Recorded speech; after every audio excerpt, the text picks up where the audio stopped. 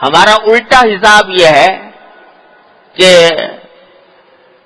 سارے نعمتوں میں زندگی گزارتے ہوئے اگر کوئی ایک تکلیف آ جائے یا ایک بات طبیعت کے خلاف ہو جائے اس کو لے بیٹھتے ہیں اور اس کو لے بیٹھ کر اس کا شکوہ کرتے رہتے ہیں اور کہتے ہیں کہ بھئی میں بڑی مشکل میں ہوں. لیکن ہزارہا نعمتیں جو اللہ تو ہزارہا نہیں لاکھوں کروڑوں انگنت ان کی طرف دھیان بھی نہیں جاتا. ایک مرتبہ میرے شیخ حضرت عارف قدس اللہ تعالیٰ سرہ اللہ تعالیٰ ان کے درجات بلند فرمائے, سخت گرمی پڑ رہی تھی کراچی میں اور لوگ گرمی سے بلبلائے ہوئے تھے. تو کسی نے حضرت کی مجلس میں یاد کر دیا حضرت آج کل گرمی بڑی سخت ہے. تو حضرت نے فرمایا کہ بھائی تمہیں یہ گرمی کی سختی تو یاد رہی, لیکن اس گرمی کے نتیجے میں اللہ تبارک و تعالیٰ نے کیا کیا نعمتیں دے رکھی ہیں اس کی طرف دھیان نہ ہوا. یہ گرمی جو ہے کتنے جراثیم کو مار رہی ہے, کتنی بیماریاں اس کی وجہ سے دور ہو رہی ہیں. اس گرمی کے نتیجے میں کتنی کھیتیاں پک رہی ہیں, کتنے پھل پک رہے ہیں. یہ گرمی ہی تو ہے جس کے نتیجے میں فصلیں تیار ہوتی ہیں, جس کے نتیجے میں پھل پکتے ہیں. مدینہ منورہ مکہ مکرمہ میں, مدینہ منورہ میں خاص طور پر جو سخت ترین گرمی کا زمانہ ہوتا ہے, کھجوریں اسی میں پکتی ہیں, اس سخت گرمی کے موسم میں پکتی ہیں. تو گرمی تو بہت شدید ہوتی ہے, لیکن اتنی ہوتی ہے کہ بعض اوقات فجر کے وقت میں بھی آدمی محسوس کرتا ہے کہ لو چل رہی ہے فجر کے وقت میں بھی. لیکن اسی گرمی کے اندر وہ کھجوریں پک رہی ہوتی ہیں جو سارے سال مزے سے کھاتے ہو اور جس کے اوپر بے شمار انسانوں کی معیشت کا دار و مدار ہے. تو فرمایا یہ تو زبان پہ آ گیا کہ گرمی بڑی سخت ہے اور اس کی جو تکلیف پہنچ رہی اس کا تو ذکر کر دیا, لیکن اس گرمی کے ذریعے اللہ تبارک و تعالیٰ نے جو بے شمار نعمتیں تمہیں عطا فرما رکھی ہیں اس کا دھیان نہیں. تو اگر اللہ تعالیٰ یہ دیکھنے والی نگاہ دے دے جو حضرت والا نے ارشاد فرمائی کہ دیکھو تو ہر تکلیف کے اندر بھی یقیناً ہر تکلیف کے اندر بے شمار مصلحتیں, بے شمار حکمتیں, اللہ تبارک و تعالیٰ کی بے شمار نعمتیں ہر تکلیف کے اندر موجود ہوتی ہیں. تو لیکن دیکھنے والی آنکھ چاہیے, سوچنے والا دماغ چاہیے, دھیان رکھنے والا دل چاہیے, تو وہ اس نعمتوں کی طرف دھیان کرتا ہے. میرے حضرت والد ماجد قدس اللہ تعالیٰ سرہ اللہ تعالیٰ ان کے درجات بلند فرمائے, وہ اس بات کو بڑے بلیغ انداز میں تعبیر فرمایا کرتے تھے کہ ہم لوگ واقعات کو الٹا پڑھتے ہیں. الٹا پڑھتے ہیں کیا مانا کہ اگر اس کو سیدھا پڑھ کر دیکھو تو کائنات میں پیش آنے والا کوئی واقعہ ایسا نہیں ہے کہ جو مآل کار نعمت نہ ہو اللہ تبارک و تعالیٰ کی.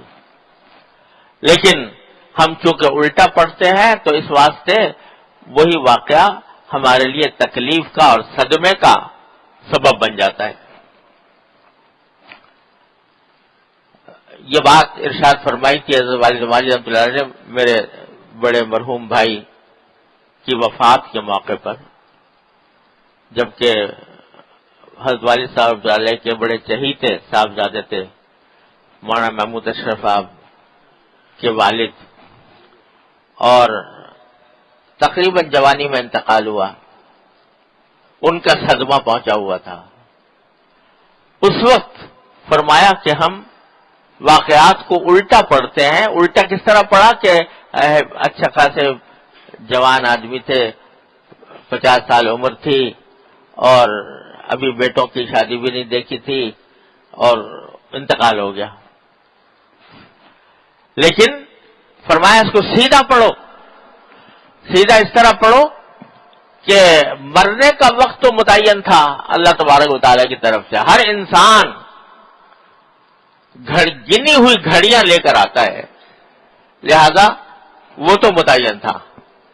لیکن وہ موت جو کہ آنے ہی والی تھی, اس کو, اس کے صدمے کو کم کرنے کے لیے اللہ تبارک و تعالیٰ نے کتنے اسباب مہیا فرمائے کہ وہ حج کر کے آئے تھے, اللہ تعالیٰ نے ان کو پاک صاف کیا حج کے نتیجے میں, پھر واپس آ گئے,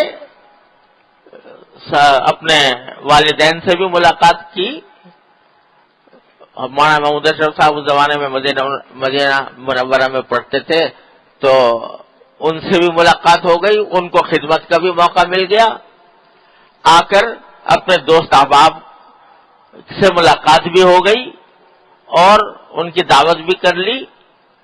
تو وقت تو آنا تھا, لیکن اس آنے کے لیے اللہ تبارک و تعالیٰ نے کیسے اسباب جمع فرمائے کہ اس کے نتیجے میں وہ وقت, اس وقت کے آنے سے پہلے اللہ تبارک و تعالیٰ نے یہ نعمتیں عطا فرما دی.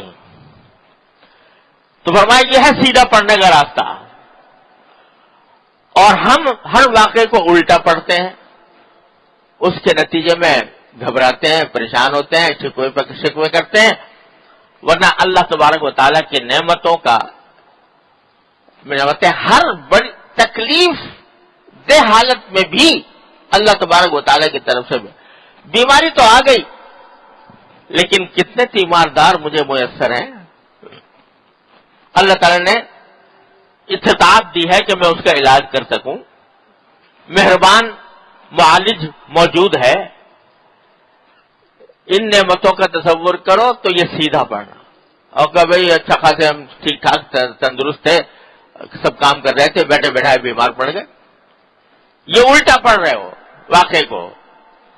ارے کوئی انسان ایسا نہیں ہے کہ جس کو زندگی میں کبھی نہ کبھی بیماری پیش نہ آئے, لیکن بیماری پیش آنے کے ساتھ اللہ تبارک و تعالیٰ نے کتنے اسباب دے رکھے ہیں راحت کے اور اس تکلیف کو ہلکا کرنے کے. اس کو بھی تو غور کرو.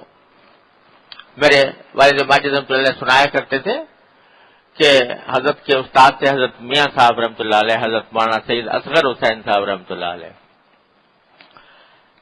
تو ان کے بارے میں حضرت والد صاحب علیہ کو اطلاع ملی کہ بیمار ہیں, تو عیادت کے لیے تشریف لے گئے.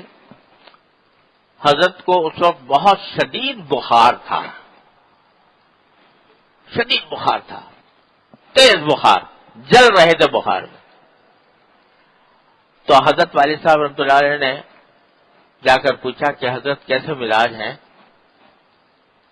تو فرمایا اللہ تعالیٰ کا شکر ہے کہ میرے آنکھ صحیح کام کر رہی ہے, اللہ تعالیٰ کا شکر ہے میرے کان صحیح کام کر رہے ہیں, اللہ تعالیٰ کا شکر ہے دل صحیح طرح دھڑک رہا ہے, اللہ تعالیٰ کا شکر ہے کہ میں بات کر سکتا ہوں, اللہ تعالیٰ کا شکر ہے کہ میں بیٹھ بھی سکتا ہوں. البتہ تھوڑا بخار ہو گیا ہے, دعا کرو اللہ تعالیٰ وہ بھی دور فرما دے. تو جتنی تکلیفیں نہیں تھیں ان کا پہلے ذکر کیا کہ یہ نعمت میسر ہے, یہ نعمت میسر ہے, یہ نعمت میسر ہے, یہ نعمت میسر ہے, یہ تھوڑی سی ہے, اللہ تعالیٰ اس کو بھی دور فرما دے.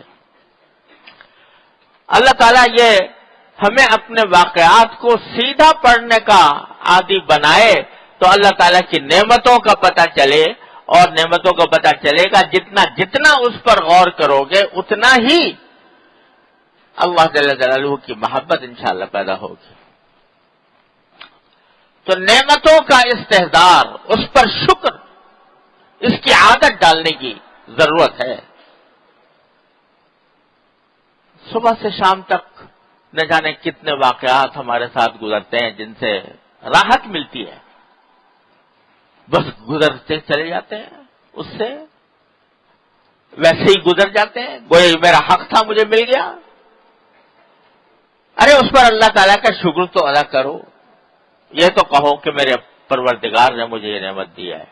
نعمتوں کا استحضار عادت ڈالنے سے ہوتا ہے، مشق کرنے سے ہوتا ہے. تو جتنا جتنا یہ استحضار ہوگا اللہ تعالیٰ کی رحمت سے انشاءاللہ اتنی ہی محبت پیدا ہوگی.